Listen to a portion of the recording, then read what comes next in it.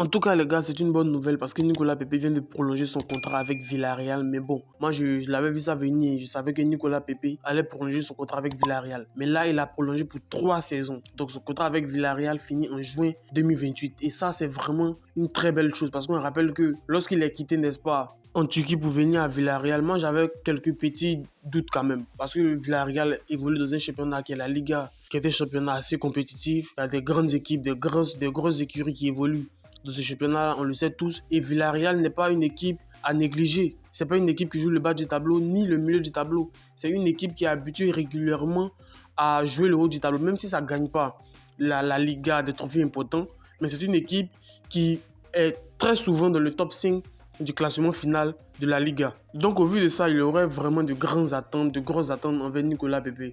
Donc voici des doutes que j'avais par rapport à son transfert. Mais lorsqu'il est arrivé, il n'a pas tout de suite été titulaire. Il fallait d'abord un temps d'adaptation, il fallait qu'il se fonde dans le moule. Surtout qu'il avait fait une saison, bon, pas mauvaise, mais une saison en tout cas à son niveau, pour son niveau, qui n'était pas réellement très satisfaisante. Parce que Nicolas Pepe, il n'était pas titulaire indiscutable. Lorsqu'il était en Turquie, je ne me rappelle plus trop le nom du club, il n'était pas titulaire indiscutable. Il jouait rarement le match. Et franchement, ça, moi, je disais que ça serait un gros défi pour lui. Mais visiblement, lorsqu'il est arrivé, il s'est montré décisif. Il s'est montré très compétitif. Et ça, il a intégré tout de suite les plans du coach de Villarreal. Et ça, franchement, c'est une très bonne satisfaction. Parce que Nicolas Pepe, on commençait à le perdre. On le remplaçait par Amad Diallo. Même si au poste de l'aile droit chez les éléphants, il y a toujours cette saine concurrence avec Amad Diallo qui est un joueur aussi très important, très décisif. Mais actuellement, il a prolongé avec Villarreal. Et moi, je me dis, cette prolongation qu'il a fait avec Villarreal augure de belles choses. D'autant plus que cette saison, il a été vraiment décisif. Cette saison déjà, c'est plus de 28 matchs en Liga où vraiment il a été titulaire indiscutable. C'est 3 buts et 6 passes décisives. Il a vraiment été actif. Et il a notamment des matchs références. Je me rappelle de ce match que Villarreal a joué face au FC Barcelone où franchement, on a vu Nicolas Pepe étincelant. Il était vraiment actif, il apportait du mouvement, il est venu pour déséquilibrer le bloc. Et ça, franchement, j'aimais voir ce Nicolas Pepe là.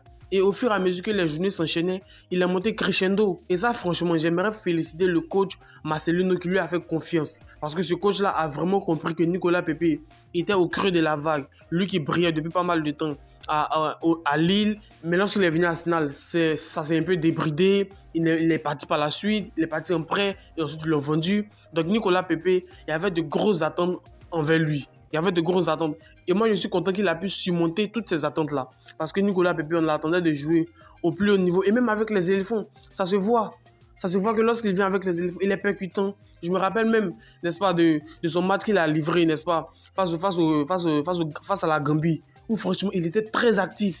Durant les 45 premières minutes en mars 2025, il était vraiment très actif.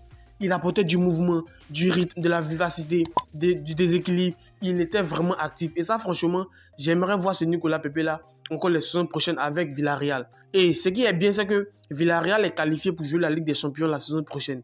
Ce qui veut dire que Nicolas Pepe aura cette chance-là d'évoluer au plus haut niveau. Et ça, c'est vraiment une note de satisfaction.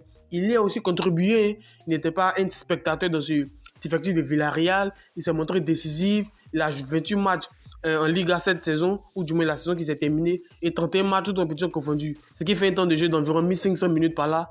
Il est vraiment en jambes. Et ça, moi, j'espère que les saisons prochaines, il va monter encore en grade, il va gravir d'autres paliers parce que même s'il est à l'aise à Villarreal, même s'il est titulaire indiscutable à Villarreal, on aimerait le voir dans un championnat ou du moins dans une équipe plus huppée que Villarreal. Donc ça, c'est notre souhait. Donc j'espère qu'avec les performances qui vont suivre, ça va frapper à l'œil des recruteurs. Je pense qu'actuellement, Villarreal est une bonne base pour lui. D'autant plus que là-bas, il est en sécurité, son coach lui fait confiance, il a des prestations qui vont avec, il est décisif. Donc, il peut se servir de cet équilibre-là pour pouvoir gravir en échelon. Surtout qu'on rappelle que ces 3-4 dernières années, il était au creux de la vague. Donc, il commence à renaître de ses cendres. J'espère qu'il va continuer sur cette belle lancée-là. Parce que, comme je vous l'ai dit, cette trêve du mois de septembre sera vraiment très décisive pour les éléphants. On espère retrouver Nicolas Pepe étincelant et aussi voir cette saine concurrence entre lui et Amad Diallo. La Juventus s'est renseignée sur Franck Kessié, ivoirien qui évolue à la Ligue. Le club italien envisage un retour du milieu ivoirien en Serie A, selon le média Calcio Mercato. Bon, moi je ne sais pas ce que vous pensez de ça, parce que Franck Kessié est courtisé. Et il n'y a pas que la Juventus, il y a l'AS Roma aussi qui est intéressé par Franck Kessié. Parce que depuis son départ à Al Ahly en Arabie Saoudite, il est toujours performant. Quoi qu'on dise, Franck Kessié est quand même un joueur qui est toujours décisif, qui est toujours important dans le système, n'est-ce pas, comment ça, des éléphants et même dans le système de Al Ahly. Il est capitaine, titulaire indiscutable. Ça, franchement, c'est un véritable leader sur le terrain. Maintenant, par rapport à son retour en Série A à la Juventus, bon, à la Juventus qui est intéressée par le garçon, je pense que réellement, ça peut être une très bonne chose. Un retour, surtout qu'on rappelle que même si il va être beau performant en Arabie Saoudite, il va marquer des buts, il sera décisif. Je rappelle notamment qu'il a gagné, n'est-ce pas, la Ligue des champions asiatiques avec Al Ahly cette saison, où il a été buteur d'ailleurs en finale. Donc franchement, son retour en Italie, moi je pense que c'est une bonne chose, parce que la Juventus a quand même un bon projet de jeu. C'est quand même une équipe qui a su se redynamiser, même si ces dernières années, c'était plus réellement la vieille dame qu'on connaît, c'était plus réellement cette équipe qui marchait sur ses adversaires, qui faisait peur, qui piétinait la série à un moment donné, avec les Dybala, les Pogba, etc. C'est une équipe qui a de l'ambition. Et moi, ils sont qualifiés pour la Ligue des Champions prochaine. Et aussi, ils ont participé à la dernière Ligue des Champions, même s'ils ont été sortis. Si la Juventus de Turin a proposé cette offre-là à Franck Kessié, ou du moins il y a des rumeurs concernant son retour en Serie A, je pense que ça peut être une bonne chose. D'autant plus qu'il y a un projet de jeu, c'est une équipe qui est compétitive, il y a un bon entraîneur qui est là, il y a un bon groupe. Il peut évoluer avec cet effectif-là. Et vous savez, Franck Kessié n'a toujours pas fini de nous apporter avec les éléphants. Même si je ne vais pas décrire sa carrière par rapport à Al Ahly, il est très brillant là-bas, il n'y a rien à dire. Titulaire indiscutable, je me rappelle même notamment d'une fois où il était blessé, mais dès qu'il est revenu de blessure, il a regagné sa place de titulaire indiscutable dans une équipe comme Al Ahly, où il y a les Firmino, il y a Mahrez, il y a pas mal de grands noms. Il y a pas mal de grands joueurs qui ont évolué en Europe et qui sont allés en Arabie Saoudite. Mais malgré tout, dans cet effectif-là, Franck Kessié est titulaire indiscutable. C'est lui qui tire les pénaltys. Il est vraiment décisif. Il se montre vraiment important dans le système de Al Ahly. Je me rappelle des matchs où il a joué en tant que défenseur central, mais bon, c'était milieu de terrain. Moi, je pense que ça peut être une bonne offre. Je ne sais pas pour vous. Donnez-moi vos avis dans les commentaires. Je pense que ça peut être une bonne offre parce qu'il y a un projet de jeu. Et moi, j'aimerais voir Franck Kessié évoluer en Ligue des Champions. C'est quand même la Ligue des Champions, c'est quand même la compétition phare auquel tous les clubs participent. Donc Franck Kessié, j'aimerais le voir participer à cette compétition-là, qui va lui permettre encore d'avoir plus d'envergure, même si actuellement, il a une envergure assez importante.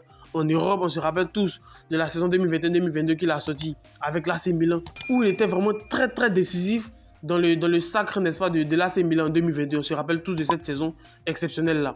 Si par exemple la Juventus est intéressée par lui, moi je préfère qu'il parte parce que ça peut être une bonne option, ça peut être un club, surtout qu'il maîtrise déjà l'environnement italien, il a déjà évolué en Serie A à l'Atalanta même, ensuite il a évolué à l'AC Milan, donc c'est un environnement qu'il connaît parfaitement.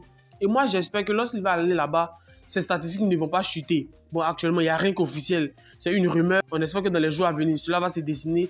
Mais s'il arrive là-bas, ça sera une bonne nouvelle pour moi. Parce que c'est quand même un championnat assez compétitif. On a vu Seko Fofana qui a quitté en Arabie Saoudite, qui est revenu en Ligue 1. Donc j'aimerais aussi voir Franck Kessié revenir en Europe, revenir dans un championnat plus compétitif. Parce que, quoi qu'on dise, même si la Juve n'est plus cette Juventus de ces dernières années-là, mais c'est quand même une équipe assez importante en Serie A. Bon, récemment, l'OGC Nice a organisé un match amical qu'ils ont joué hier où Evan Guesson a été buteur. Bon, lui, je ne sais pas franchement s'il va rester, n'est-ce pas, à l'OGC Nice parce qu'il y avait des rumeurs des transferts concernant Evan Guesson. Est-ce qu'il va partir du côté de l'Angleterre, Manchester United, Fenerbahçe? Il y avait plein de propositions, mais finalement, je crois que le mercato est en train de tirer à sa fin.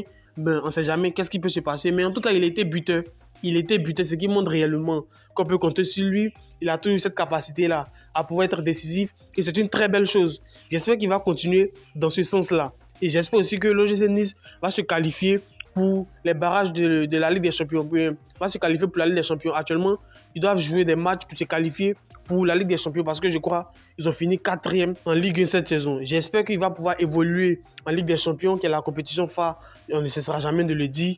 En tout cas, il était buteur, c'est une très belle chose. Pendant la pré-saison, il est en train de se mettre en confiance. Il a été meilleur joueur de l'OGC Nice cette saison. Il montre encore sur le terrain qu'il est prêt à être buteur, à être décisif. Et c'est vraiment une très belle chose parce qu'il est en train de réellement démontrer sur le terrain ce dont il est capable. Il brille en club et on espérait aussi le voir briller comme ça avec les éléphants. Mais bon, il a ouvert son compte but. On ne va pas refaire l'histoire. Il y a Ousmane Diomande aussi qui est en pré-saison, qui est actuellement en train de se préparer pour la pré-saison. Bon, lui aussi avait des rumeurs de transfert concernant son départ, mais visiblement, peut-être qu'il va rester. Mais bon, s'il reste, ça sera tant mieux. Il est au Sporting Club de Portugal, il jouera la Ligue des Champions la saison prochaine.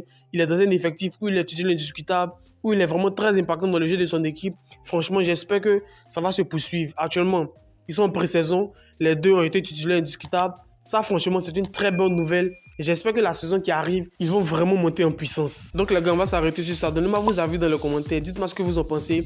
Abonnez-vous si ce n'est pas déjà fait. Lâchez-moi votre like. Et on se retrouve pour une prochaine vidéo. Allez, peace out.